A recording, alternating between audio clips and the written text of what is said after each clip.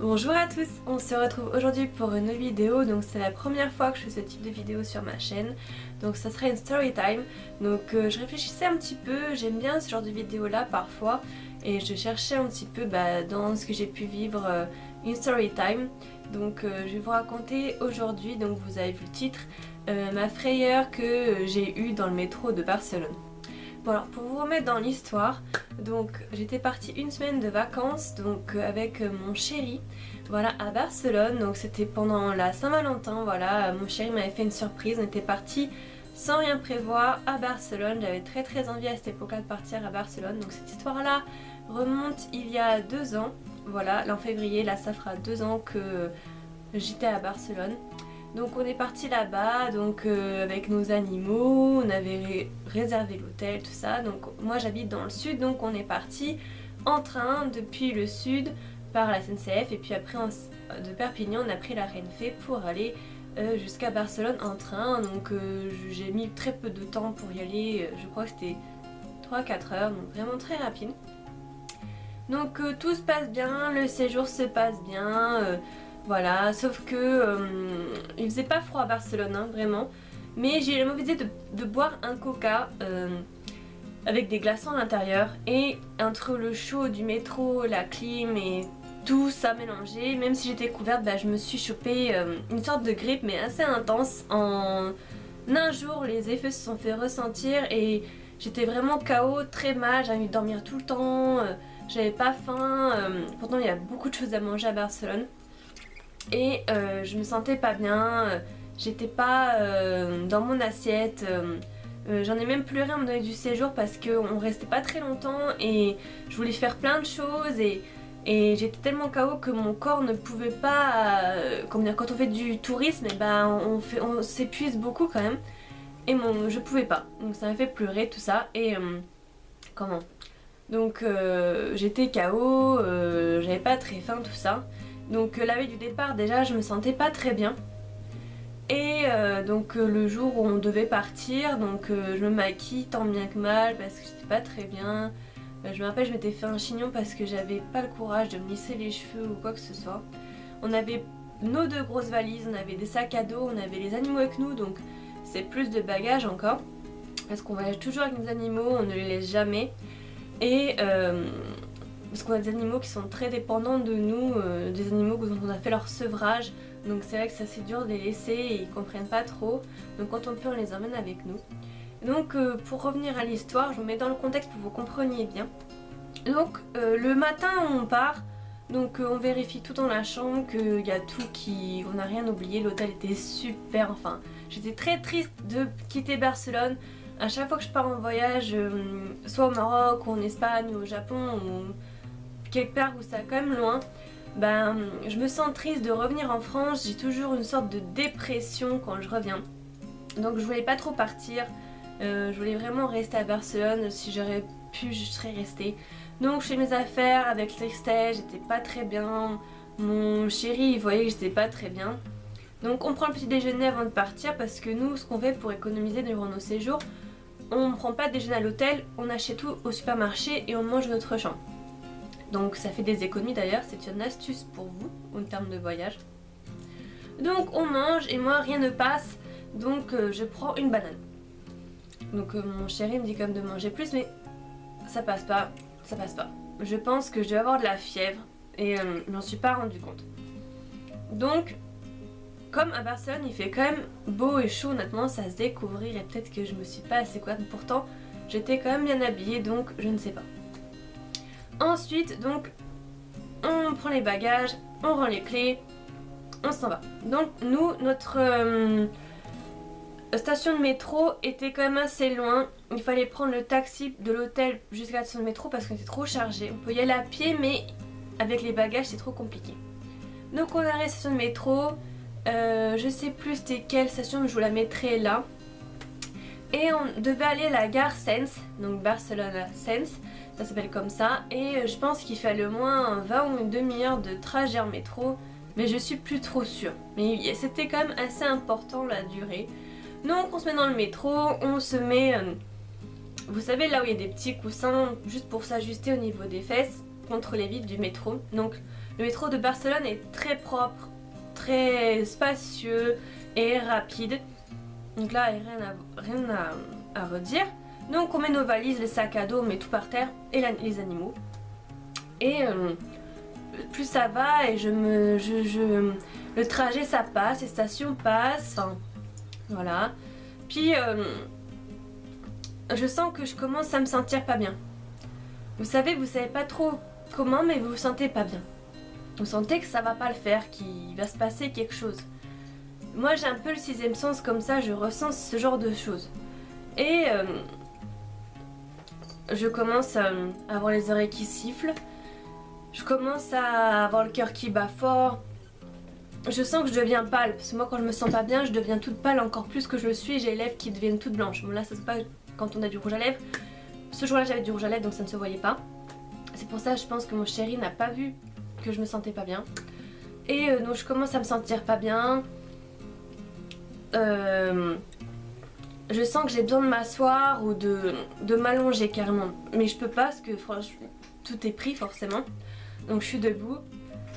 Je tiens les valises, j'essaie de tenir, j'essaie de me dire allez ça va aller, c'est rien, j'essaie de respirer mais je sens que ça va pas. Je commence à avoir des taches noires un peu partout. Et je dis à mon chéri il va falloir qu'on s'arrête à la prochaine station parce que je sens que je vais vomir. Et moi je voulais surtout pas vomir dans le métro parce que bon, c'est la honte déjà et en plus je sais pas comment j'aurais fait pour nettoyer, je sais pas, enfin on sait pas. Et puis je voulais pas me faire engueuler aussi. Donc il me dit il va falloir attendre, on est arrivé dans 3 stations à la gare, ou 4 je sais plus, il va falloir attendre. Je fais d'accord, mais il me regarde pas sur le moment donc il voit pas que je suis décomposée, que je me sens pas bien. Petit rappel, je parle espagnol, mon chéri ne parle pas espagnol, juste quelques mots comme hola, gracias, trucs comme ça. Donc, mais il parle anglais, vous allez comprendre pourquoi. Donc tout d'un coup, je lui dis, enfin vraiment que je ne peux, je lui dis faut qu'on s'arrête, faut qu'on s'arrête. Il me dit, j'ai l'impression que les stations sont hyper longues, que c'est hyper long, que j'y arrive pas, j'ai chaud, je me sens pas bien. Parce que j'ai l'écharpe, le gros manteau, enfin, vous imaginez, en février quoi. Il me dit, attends, il faut que t'attendes, il faut que t'attendes. Je fais, je vais pas pouvoir attendre. Et c'est le seul truc que je me souviens parce qu'après... le flou total, trou noir, je me souviens plus de rien, je me souviens que mes oreilles ont sifflé, que je n'ai plus rien entendu, que j'ai vu tout noir et à ce moment-là je me suis écroulée. Donc à ce moment-là mon chéri m'a rattrapée, je suis tombée dans ses bras, je ne tenais plus, c'est-à-dire que j'ai tout lâché. Je sais pas si c'est la fièvre ou le fait que j'avais pas mangé parce que moi je suis hypoglycémique déjà de nature, mais j'avais mangé une banane, donc il y a du sucre dans les bananes. Je sais pas, mais bon, je me suis écroulée, mais je pense à mon avis que c'était la fièvre, parce que c'est pas une sensation que j'ai d'hypoglycémie. Quand je fais des crises d'hypoglycémie, je sens que c'est vraiment le sucre, mais là, je sentais que c'était plutôt la fièvre qui devait être forte et ça m'a mis KO. Donc j'étais faible et donc il me tenait comme ça à bout de bras parce que quand j'ai repris connaissance, je sais pas, ça a dû durer quelques minutes, c'était quand même rapide, moi ça m'a paru long. Donc j'ouvre les yeux mi-clos comme ça et je vois plein de gens qui me regardent avec des yeux très inquiets dans le métro, tout le monde me regarde. Je vois mon chéri qui est paniqué mais moi je suis encore sonnée de tout ça donc je me rends pas trop compte. Je suis pas bien, vous voyez, enfin... Je sais que je tiens pas debout toute seule, il faut qu'il me soutienne parce que mes jambes ne me portent plus. Donc lui il a eu très très peur. Il m'appelle par mon prénom plusieurs fois pour me réveiller. Je voyais qu'il était pas bien du tout. Et il demande de l'aide aux gens, il dit help me, help me, help me, il crie help me à tout le monde comme ça dans le métro parce qu'il parle pas l'espagnol. Et là je pense que des Espagnols ont dû tirer la sonnette d'alarme. Vous savez il y a un petit bouton dans les métros pour que le chauffeur s'arrête quand quelqu'un fait un malaise ou qu'il y a quelque chose ou une attaque ou je sais pas quoi. Donc le métro s'arrête, moi mon chéri me fait marcher, je n'y arrive pas donc il me porte, vous savez comme les mariés comme ça à bout de bras. Donc il essaie de me faire tenir debout un petit peu devant la cabine du chauffeur de métro. Le chauffeur de métro sort, je tiens tant bien que mal debout parce que mon mari essaie de chercher les valises qui sont dans le métro. parce qu'on avait tout notre bazar, donc il fallait bien qu'il cherche tout, pas qu'on nous vole nos affaires ou que le métro s'en aille avec nos affaires. Donc le chauffeur sort et me demande si je vais bien, est-ce que je parle espagnol. Moi sur le coup je lui dis que je ne parle pas espagnol parce que je n'avais pas la capacité de lui répondre en espagnol. Je n'étais pas bien, donc je lui dis no habla espagnol, alors que je parle espagnol mais j'étais pas bien. Là mon chéri il revient et il me ramène en me portant sur le banc, vous savez les bancs où on attend le métro, parce que je n'arrive pas à tenir bien, je titube. Donc après, le temps que mon mari récupère tout le reste des affaires parce qu'il voit que le métro va repartir, parce que le chauffeur de métro a appelé la sécurité et les secours, mais le temps qu'ils arrivent, il y a des gens qui se sont portés volontaires, qui étaient dans le métro, qui ont pris de leur temps, qui allaient au travail, parce que c'était tôt le matin hein, qu'on repartait pour la France. Et il y a un mec qui me lève les jambes, parce que j'étais allongée sur le banc. Il me lève les jambes, un monsieur très gentil, une trentaine d'années, me lève les jambes pour que le sang remonte à ma tête et il m'ouvre la bouche parce que j'étais dans les vapes. Il m'ouvre la bouche pour me donner un bonbon, je m'appellerai toujours au raisin. Et il me parle et tout en espagnol, donc moi, même si je comprends, vous savez, j'ai l'impression d'être dans une bulle, donc je ne comprends pas tout, mes oreilles ne sont encore, on va dire, bouchées. Voilà, par le malaise que je viens de faire, parce que j'ai fait un malaise dans le métro, mais je m'étais pas rendu compte sur le coup. Et donc cette personne-là devait partir, donc elle a demandé à une autre dame de venir s'occuper de moi, pareil une femme je pense d'une 25 ou 30 ans, une dame avec des cheveux blonds bouclés, je me rappellerai toujours ces deux personnes-là parce que ça m'a tellement touchée qu'ils prennent de leur temps pour me sauver quelque part, parce que mon chéri il était là mais il savait pas ce qui se passait. Il avait jamais vécu de malaise avant ça et il comprenait pas, il parlait pas la langue, il était perdu. Il s'occupait de récupérer nos animaux et les valises pour pas qu'ils repartent, parce qu'ils seraient repartis. Et ben on n'aurait pas pu retrouver nos animaux ni les valises, je pense que ça aurait été très compliqué de les retrouver. Donc une fois qu'il a récupéré les valises, il revient avec la dame. La dame elle commence à m'enlever mon écharpe, à me déshabiller la veste pour que je puisse respirer parce que j'étais toute emmitouflée, donc forcément on a du mal à respirer. Et elle me parle, elle me caresse le front, les cheveux en me disant de me calmer. Une dame hyper douce, hyper gentille, elle me parlait en espagnol. Et elle me demandait, en même temps elle essayait de me faire revenir connaissance, donc elle me demandait d'où je venais, comment je m'appelais, alors je lui disais que c'était mon mari, la personne derrière moi, derrière elle je veux dire, et que j'étais française. Alors là elle m'a dit alors elle était contente, donc elle commençait à me parler en français, donc par chance cette dame là parlait français.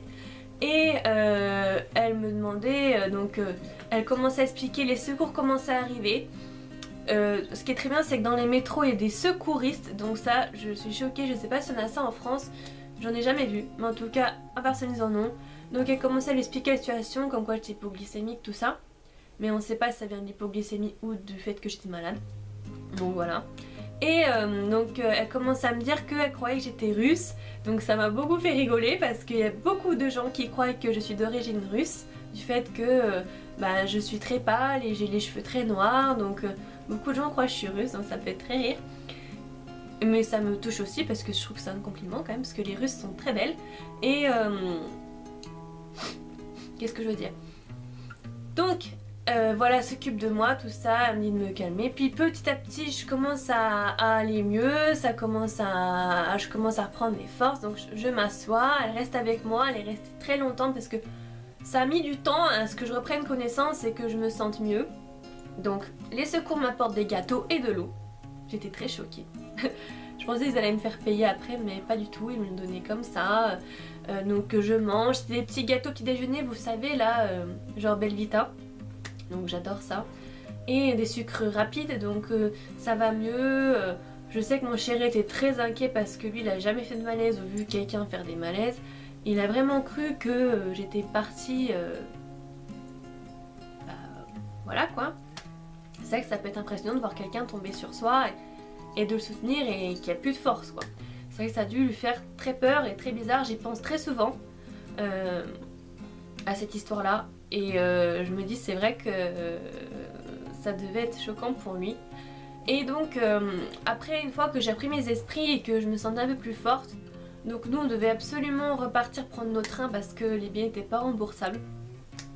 Eux, la secouriste voulait absolument que j'aille aux ambulances. Mais on a préféré avec mon chéri ne pas y aller parce que je commençais à me sentir mieux. Et puis pour les ambulances, je sais pas après comment ce serait passé pour les soins. Est-ce que j'aurais pu payer ou quoi, je ne sais pas. Moi j'aurais bien voulu rester un jour de plus pour me reposer de tout ça. Mais bon, on n'avait pas le choix donc on a dû reprendre le métro pour aller prendre notre train. Donc la dame de secours, elle est restée avec nous, elle m'a fait dégager une place dans le métro pour que je puisse m'asseoir en expliquant aux autres que j'avais fait un malaise. Franchement c'était très gentil. Je remercierai toujours les Espagnols pour leur hospitalité, leur chaleur, ils sont très chaleureux, très gentils. Et franchement, je sais pas si en France ce serait passé comme ça. Je stigmatise pas, mais je pense que si j'avais fait un malaise, je sais pas moi, à Marseille, dans le métro, peut-être que les gens m'auraient aidé, mais je sais pas si ça aurait été comme ça, qu'ils auraient pris autant leur temps pour m'aider. Et parce que moi en France, personnellement dans ma vie, j'ai déjà vu des gens faire des malaises dans des pharmacies ou dans le tramway. On voit que vous avez des retards dus à un malaise ou des choses comme ça. Et ben là moi c'était mon cas, j'ai dû faire sûrement attendre des gens dans le métro qui étaient après moi. Pour mon malaise parce que le métro a dû s'arrêter. Et je dis en France je sais pas si à Marseille ce serait passé comme ça. Je me demande même si des gens ne nous auraient pas braqué ou volé nos affaires. Peut-être que j'exagère un peu mais vous savez dans le passé j'ai déjà vu des personnes avoir un accident dans mon quartier quand j'habitais avant en résidence universitaire. Et quand c'est moi qui ai appelé les pompiers pour qu'ils viennent chercher ces personnes là. Et déjà les pompiers ne me croyaient pas, ils voulaient que je leur passe les personnes au téléphone alors qu'elles venaient d'avoir un accident de voiture, elles n'étaient pas capables de répondre. Après j'ai dû inciter pour qu'ils viennent les pompiers parce qu'ils ne me croyaient pas. Et durant que les pompiers étaient là pour voir les personnes, il y a des gens qui leur ont volé leur iPhone et des choses dans leur voiture. Donc il y en a qui profitent des accidents pour faire des braquages. Donc je me demande si nos valises n'auraient pas disparu, nos sacs à dos et nos passeports, notre argent ou même nos animaux. Donc franchement ces gens-là étaient super, ça m'a touchée, je me reverrai toujours. C'est pour ça aussi que j'aime beaucoup l'Espagne parce que c'est des gens qui sont très chaleureux. On voit qu'ils ont vécu des choses dures dans le passé et que bah, même si vous êtes étranger ils vont vous aider. Voilà, donc même si vous parlez pas la langue, je veux dire mon chéri ne parlait pas du tout l'espagnol, ils l'ont aidé. Ils ont pris de leur temps. Je sais pas si en France les gens en général quand il se passe quelque chose comme ça, ils vous regardent dans la rue et ils passent à côté de vous. Très généralement, je dis pas à tout le monde mais généralement, franchement. Donc j'ai été choquée par ça, de voir que les gens sont vraiment humains, ça fait plaisir de voir ça. Voilà, donc après on est rentré chez nous directement par le train. Et après bah, j'ai eu une grippe pendant 1 ou 2 semaines, donc il a fallu que je me remette. Donc voilà, donc c'était ma petite story time, je sais pas si ça vous aura intéressé. C'est pas quelque chose de Hollywood comme on peut voir sur YouTube où il y a un peu de tout et n'importe quoi. Des story time qu'on dirait qu'elles ont été inventées de toutes pièces. Là c'est vraiment du vécu. C'est vraiment du vécu. Voilà, j'en ai d'autres comme ça, mais voilà, après j'aime pas trop raconter ma vie sur YouTube. Mais voilà, je pense que ça peut être... ça peut voilà, peut-être aider quelqu'un de se dire bah s'il va en Espagne il a... Bon c'est pas qu'il craint rien mais c'est que voilà il sera aidé. J'ai mon chat qui fait des bêtises encore. Voilà il sera aidé donc j'espère que ça vous aura plu et aidé. Voilà donc si vous voulez d'autres story time dites-le moi. Je vous dis à très bientôt dans une prochaine vidéo. Voilà bye bye.